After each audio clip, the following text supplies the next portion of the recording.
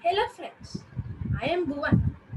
As you all know, we had completed grade 6 completely. Now we are going to start with grade 7. And in that the first chapter is integers. We'll start with chapter 1, integers. We had learned integers in grade 6 also. Okay, if you are perfect in the grade 6 integers, this grade 7, the chapter 1, the integers will be very easy. Okay, before that, I will revise what all we learned in grade 6 also. Okay, see, side by side, we'll revise everything. So, first, what is an integers? Integers, from the chapter name itself, we can understand that it deals with integers. So, what is integers? Integers is a collection of positive and negative numbers along with zero. Okay, we know what are the positive numbers. Positive numbers are from 1, 2, 3, 4, and it goes on. Okay, so the positive numbers are from 1, 2, 3, 4, and it goes on till infinity. Okay, so this is positive integers. Okay, so it is a collection. And this is represented as the collection of positive integers such as 1, 2, 51, 72, 5, 99, along with 0 and the negative integers. Negative integers means to the left side of the 0. The numbers which are the left side of the 0 in the number line. Now we have a number line 0. The right side of the number line gives the positive values and the left side gives negative value. This is the simple thing which we have learned already. Okay, so represented. Okay, the integers is represented by the letter Z. Okay, the integers is represented by the letter Z. Okay, and this is the set representation which is not needed now, but I will tell. Z, and this E represents belongs to minus infinity to infinity. Okay, from minus infinity means from the negative numbers along with 0 to the positive numbers. So first, this is known as integers. Okay, now we will be learning how to represent an integer in a number line. How to represent or add or subtract an integer in a number line. Okay, see. As you all know, number line have three parts. One is 0, and the right side of 0, which includes positive numbers, and the left side of 0, which includes negative numbers. Okay, minus 1, minus 2, minus 3, minus 4, minus 1. Okay, so the right side will be represented with positive numbers, and the left side will be represented with negative numbers. This is simple. Okay, so now how to represent an integer? All know.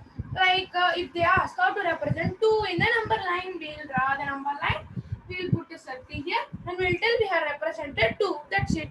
But that is simple, that everybody know. But here, how to add and subtract two integers, we will learn. Before that, we will be learning about some of the principles of how to use in number line, such as, see, now, now we have, if we add a positive integer to any number, for example, we have 2. If we add a positive integer such as 3, we move to the right.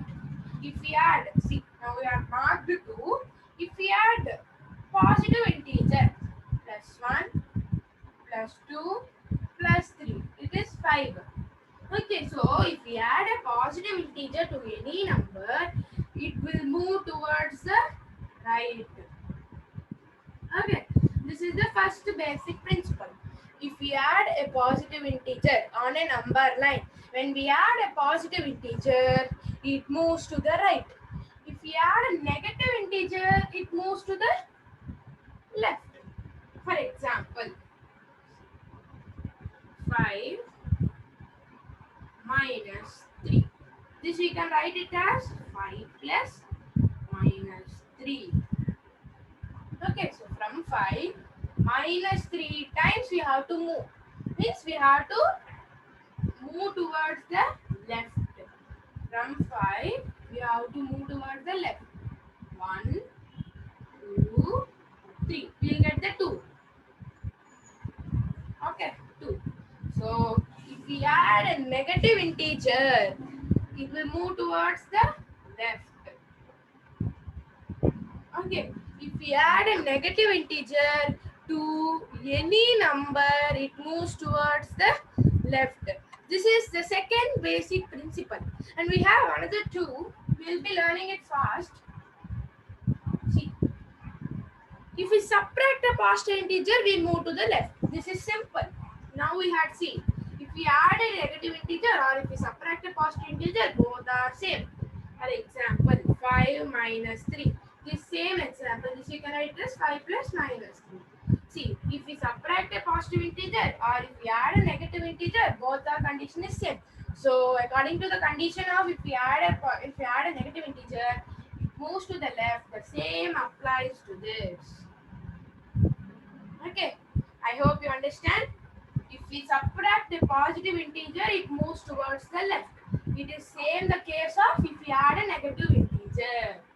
Okay, so the last case we are going to see is if we subtract a negative integer, we move to the right.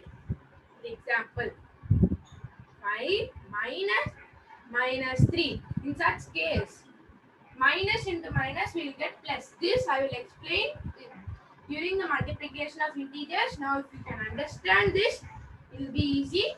If there is 2 minus, it will change to plus. So there is 5 plus 3.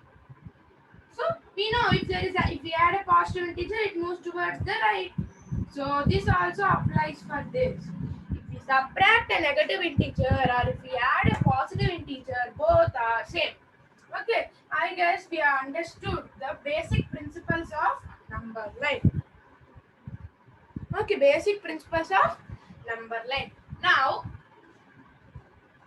I hope everybody know how to represent or how to add or subtract in a number line.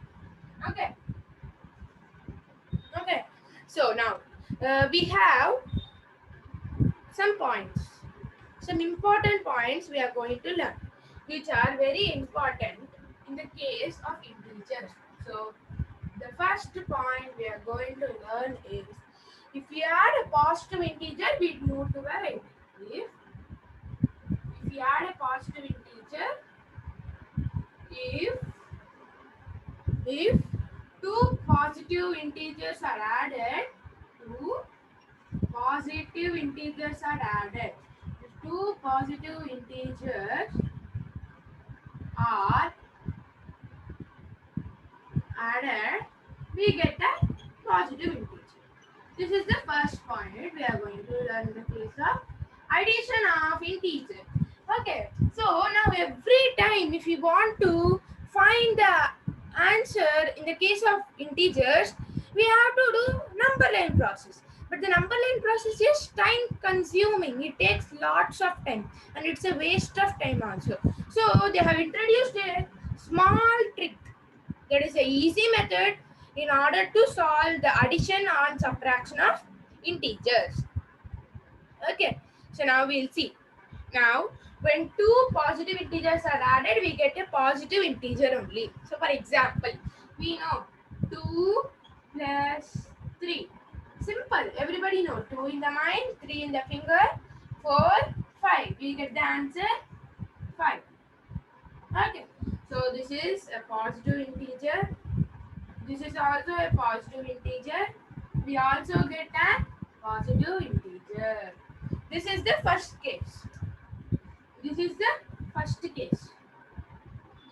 So if we remove this positive and if we write 2 negative, what we will be getting? What we will be getting? We will be getting negative integer. That is how we will be explaining with example. So, -2 -3. Okay, so first what we have to do? We have to forget about this -9. If in case both the numbers are having minus, right? Forget about this. And you add the both integers. 2 plus 3, 5. And what the sign they have? They have minus sign, so we have minus. Okay. Otherwise, I'll explain you an easy trick. See, minus 2, minus 3. You take minus as common. So in minus 2, if we take minus common, we'll get 2. And in minus 3, if we take minus common, we'll get plus 3. So minus of, we'll get 5. This is minus 5. Okay, this much step process is not needed. For an easy trick, minus 5, minus 7. 5 plus 7, 12. And the sign is minus, so put minus. In the case of addition, positive also. 5 plus 7, 12. Signs are positive, so put positive. That's it. There's no change. And we have a third case. If we add a positive integer and a negative integer, what we will get? Positive integer plus negative integer, what we will get? Behind this, we have two cases. The two cases are, we'll get negative, we'll get positive. How? I will show you now. Okay, how? I can explain you. Okay, see. Now, 5 plus minus 3. 5 plus minus 3. In always, if we get such question that has one positive integer plus any negative integer, we have to subtract the two integers. That is the first rule. See, first process, first step. 5 minus 3, how to do? 2 we will be getting. And what is the sign of the greatest integer? Greatest integer, irrespective of their signs. Irrespective of their signs, which number have the greatest? Which number is the greatest? The answer takes the sign of the greatest number. So here the greatest number is 5 and we get plus 2. Okay, this you can't understand. Now if I can explain the second case, then you will get understood. See, minus 7 plus 4.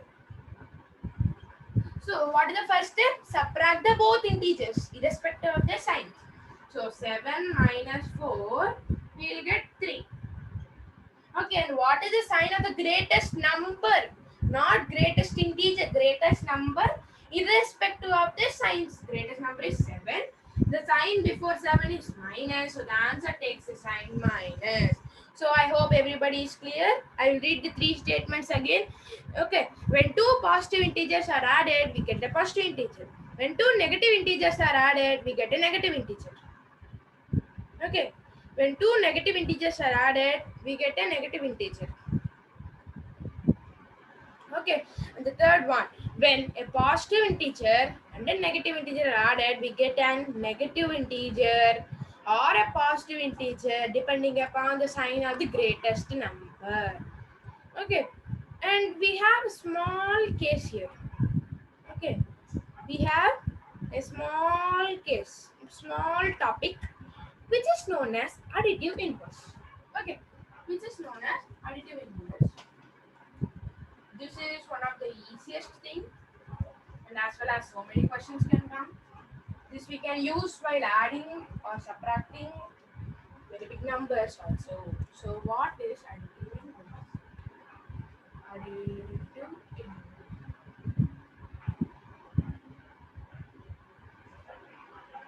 Additive inverse. Okay, see the additive inverse. What is the additive inverse?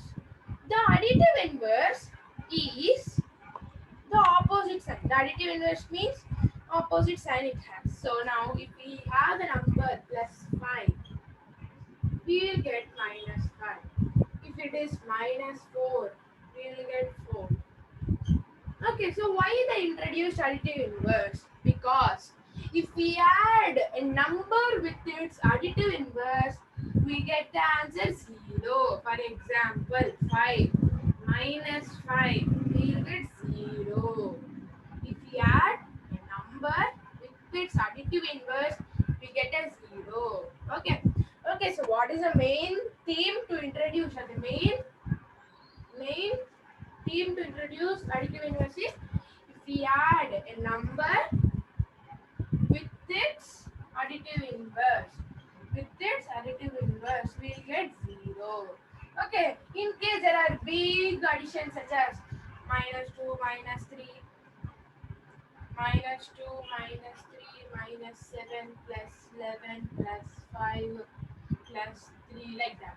Now, in such case, if there is a number and its additive inverse, we can directly cancel because if we have, we will get 0, right? So, in such cases, the additive inverse can be used very efficiently also. Okay, so this is the case of additive inverse.